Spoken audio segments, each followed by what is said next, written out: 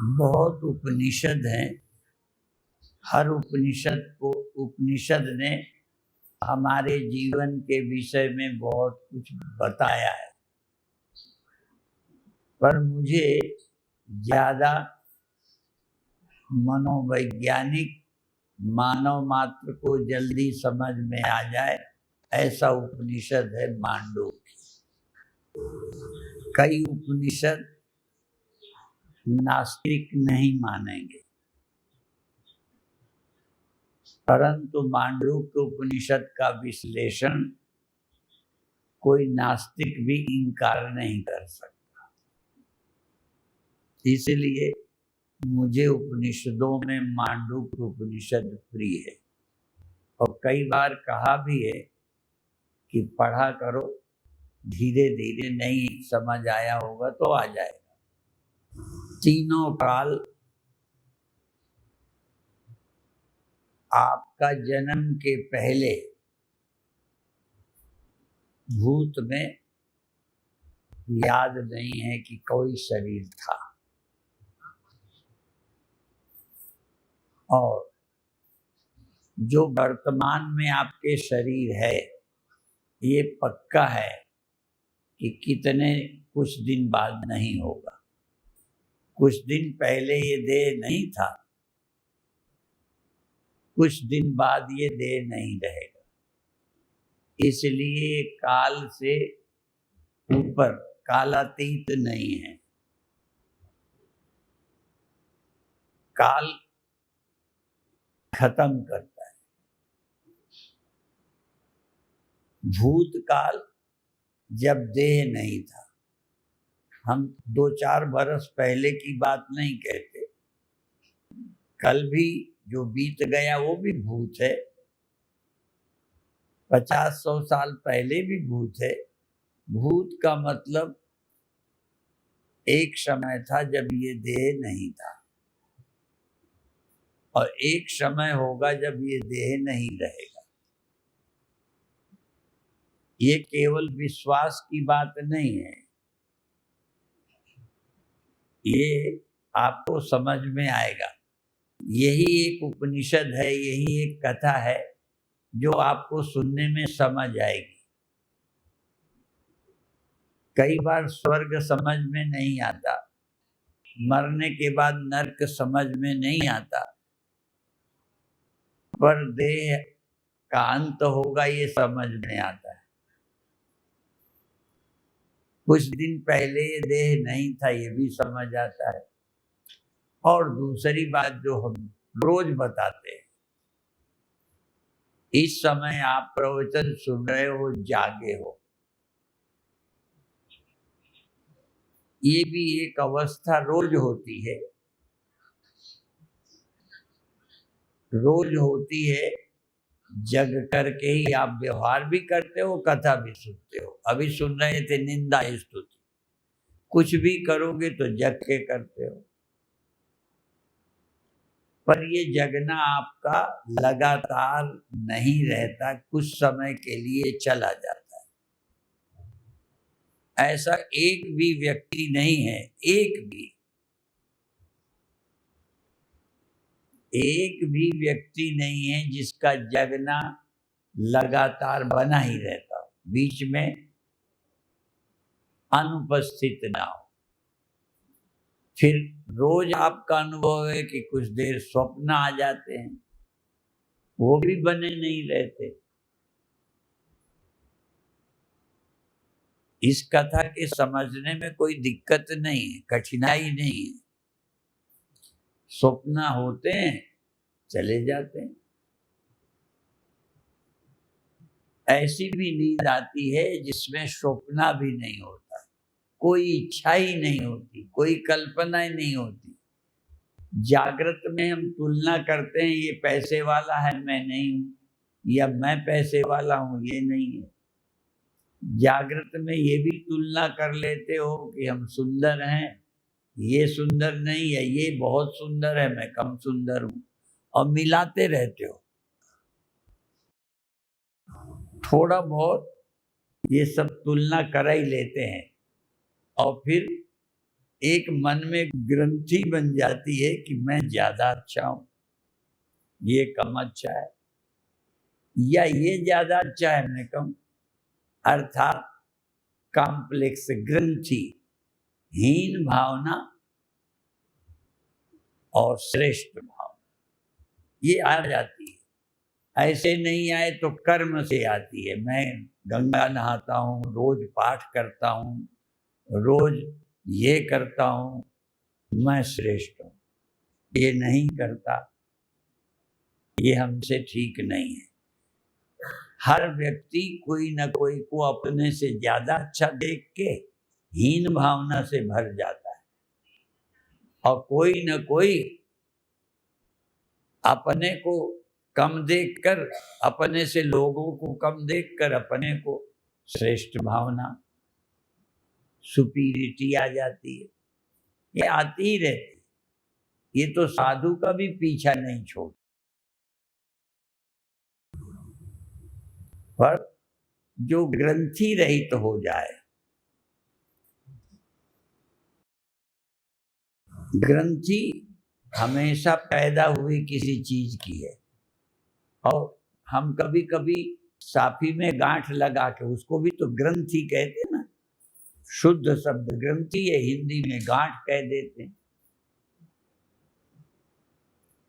तो गांठ बनी और चली गई, गांठ बदलती रहती है। कुछ दिन पहले आप निर्धन थे, ऐसा योग बना, आप धनी हो गए। जो तुमसे बड़े थे आज तुमसे छोटे हो गए। ऐसे ही लगे रहते हैं, ग्रंथि ही बनाते रहते हैं, गांठें बनाते खोलते रहते। एक गांठ लग गई, फिर दूसरी आ गई। ये मन के अंदर ग्रंथि बनती रहती। इन सब गांठों से मुक्त होना। एक बात जो हमने बहुत बार कही, याद मात्र करा दें,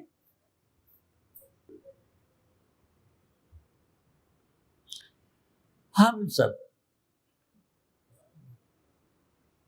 ये करें तो मरने से बच जाएंगे, ये करें तो सुखी हो जाएंगे, ये करें तो ये हो जाएगा, स्वर्ग चले जाएंगे,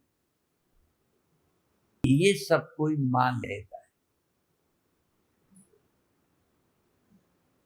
तुम ये करोगे तो मौत से बच जाओगे। लोग कोशिश करते हैं, जाप करते हैं, आशीर्वाद मांगते हैं, लेकिन तुम मरते नहीं हो, ये मानना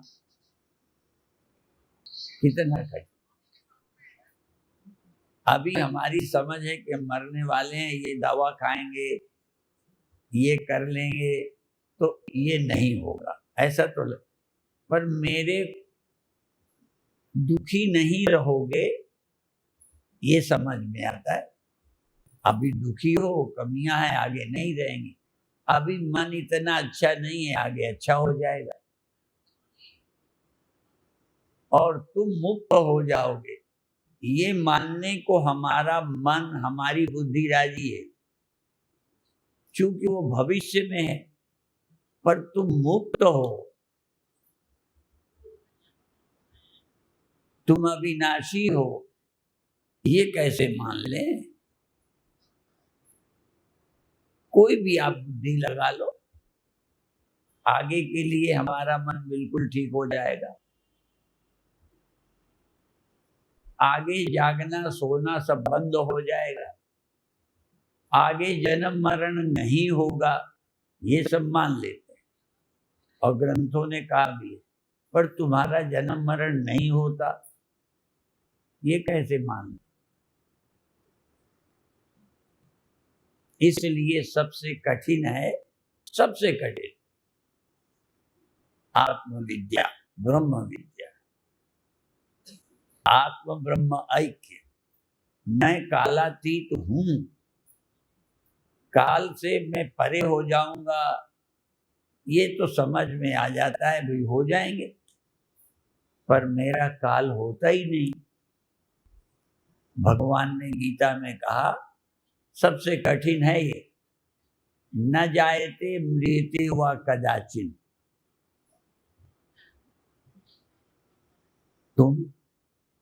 तुम्हारी आत्मा ये तुम न जायते म्रियते वा कदाचिन नायम भूत्वा भविता वा न भूया अजो नित्यः शाश्वतो यम पुराणो। अजो नित्य, तुम आज हो। आज जा माने जन्म, आज माने जो नहीं जन्मा था। वैसे वेद में दो मंत्र आए हैं, आजा हे का।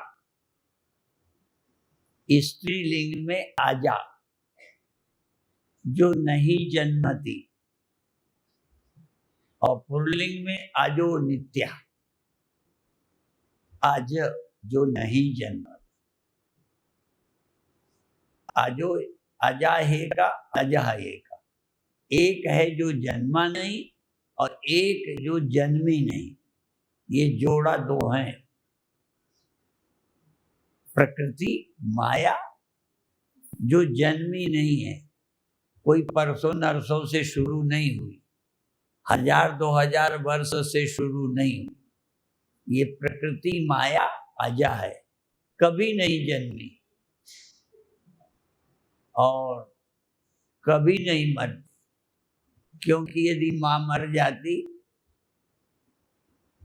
जन्म देने वाली प्रकृति मर जाती, तो जन्म वैसे ही खत्म हो जाता।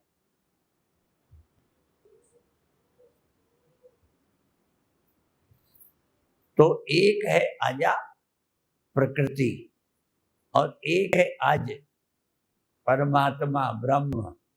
ये दो जन्मे ही नहीं है।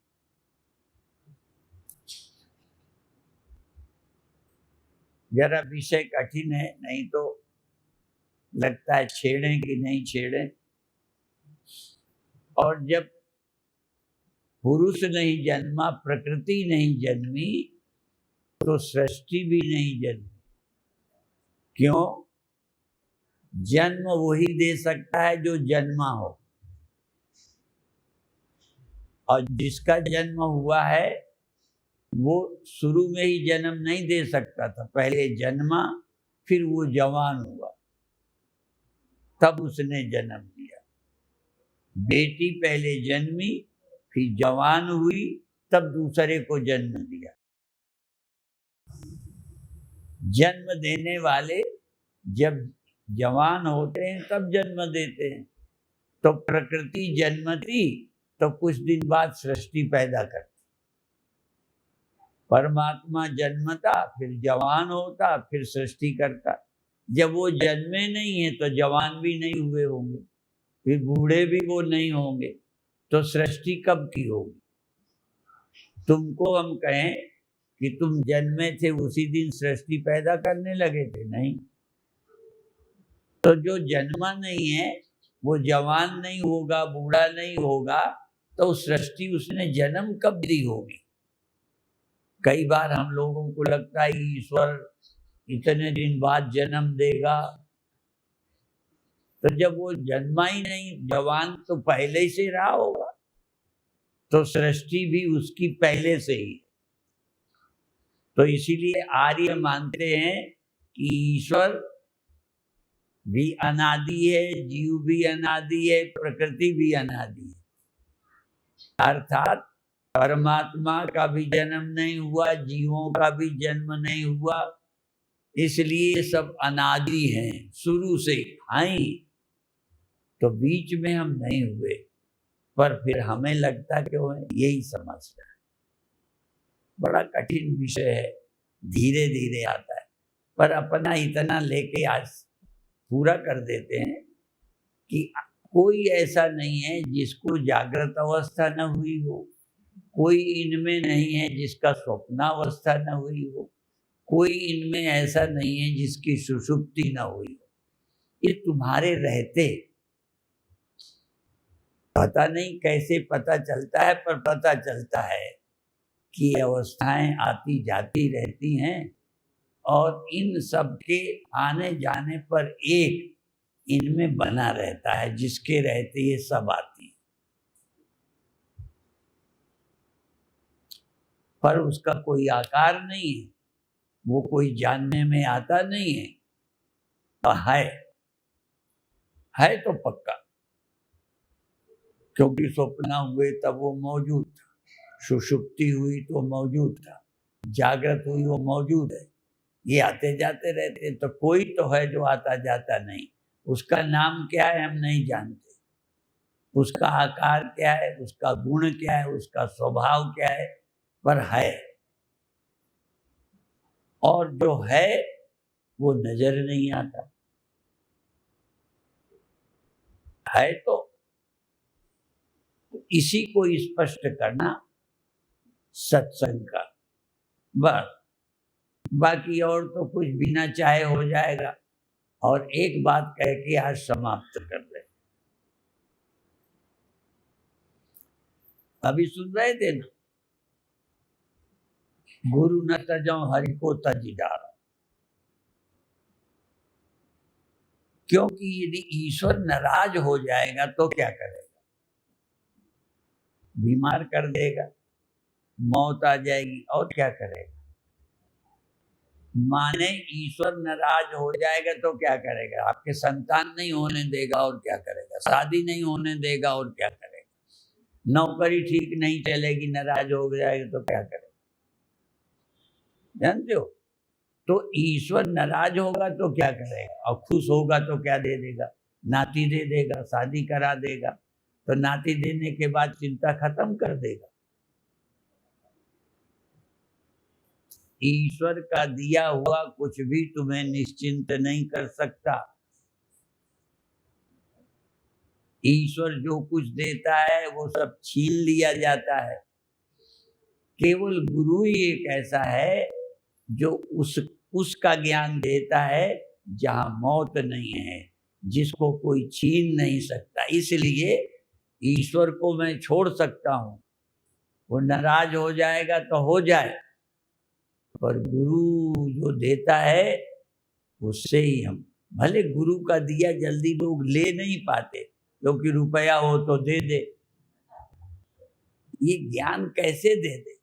हाथ में देखो, मंत्र तो लोग ऐसे ले जाते हैं, लेकिन ये ज्ञान कैसे ले? इसीलिए कई संप्रदायों में ये नहीं कहते हमने फलां का नाम लिया है, कई लोग ये नहीं कहते उनसे हमने मंत्र लिया है, कई कहते हमने फलां गुरु से ज्ञान लिया है।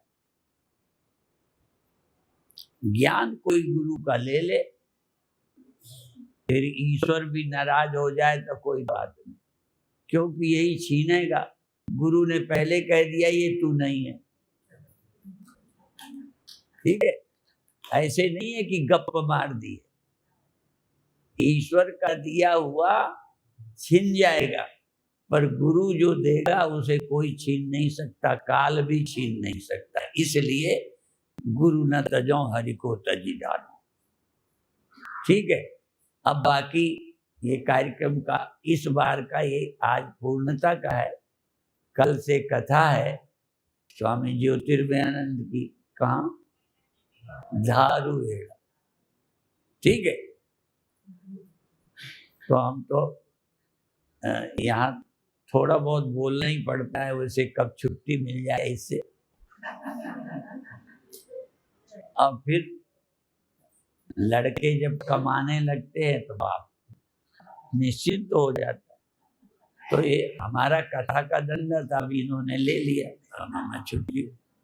ठीक है, तो आप लोग भी जो उपदेश से मिलता है, जो उपदेश से मिलता है, इसलिए गुरु उपदेष्टा है। गुरु का दिया, गुरु समझ देता है, गुरु ज्ञान देता है, तुम कौन हो ये पहचान देता है, बस। और वो पहचान कर लो तो आज मुक्त। और कुछ अभी है नहीं रहेगा। ईश्वर का दिया आज है, कल नहीं रहेगा। ईश्वर का दिया आज नहीं है, कल मिल जाएगा। कई को आज नहीं, कल मिल जाएगा। कई का मिल गया है, छिन जाएगा। ईश्वर का दिया मिलता भी छुटता रहता है। गुरु ऐसी चीज देता ही नहीं है।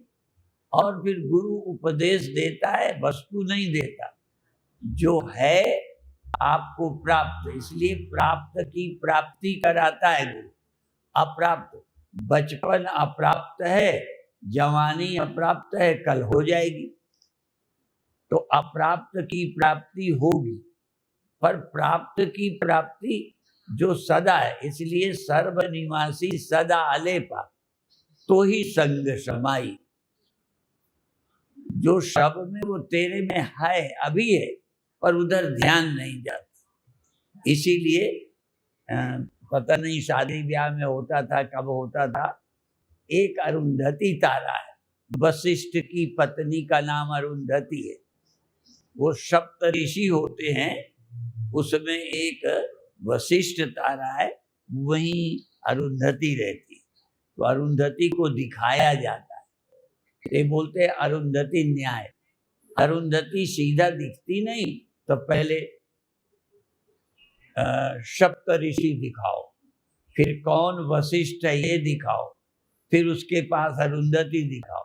तो ऐसे ही पहले देह दिखाओ, फिर देह के किसके द्वारा देह दिखता है, उस अंतःकरण को दिखाओ, फिर अंतःकरण की अवस्थाएं किसको दिखती हैं उसे दिखाओ। माने धीरे धीरे उसे दिखाओ जो दिखता नहीं है। इसलिए सतगुरु ने अलग लखाया है। सतगुरु उसे लखाता है जो ये देखने। इसलिए हमारे गुरुदेव बोलते थे, देखो देखो देखो, देखने वाले को देखो, दिखाई देने वाले को मत देखो। दिखाई देने वाला तो गधा घोड़ा कुत्ता बिल्ली सबको दिखता है। जो दिखाई नहीं देता उसको जो दिखाए और उसको जो देखे। इसलिए जो दिखाए वो गुरु, और जो देख पाए न दिखने वाले को, वही सच्चा शिष्य होता है। बाकी बाद में फिर जब कभी आएंगे, सुनने में भी कई बार कहो तुम्हारे मन से स्लिप हो जाता है। कई बार बोलने वाले का, इसलिए बोलने वाले की भी क्षमता, समझने वाले की क्षमता। इसलिए सुन लिया हो तब भी दोबारा सुनो। हो सकता है पहले कई बातें छूट गई। एक चंडीगढ़ की माता एक हमारे प्रवचन को कहा, मैंने 32 बार सुना, एक ही प्रवचन।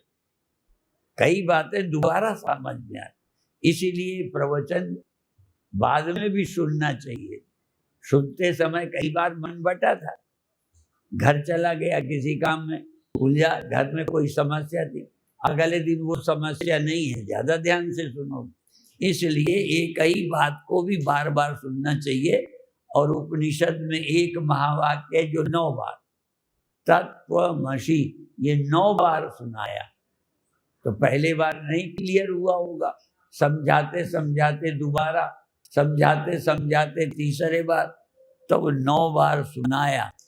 तत्त्वमसि, तत् वह तुम हो।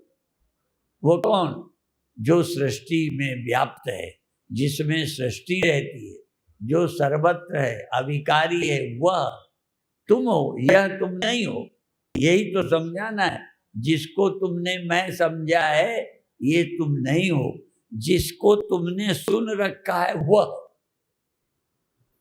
ठीक है, सुन रखा है, वो ऐसा है, वो ऐसा है, वो ओमनी प्रेजेंट है, ओमनीसिएंट है, ओमनीपोटेंट है। जिसको सुन रखा है, उपनिषद कहता है वो तू है। तू माने दे नहीं, क्योंकि तुम कहते ही गड़बड़ क्या है। तुम कहते ही तुम्हें मैं देह लगता है, तुम कहेंगे तुम अविनाशी, तो तुम्हें लगेगा कैसे हो सकते। इसलिए पहले कहेंगे देह तुम नहीं हो, मन तुम हो। जो जगते सोते हैं वो तुम हो।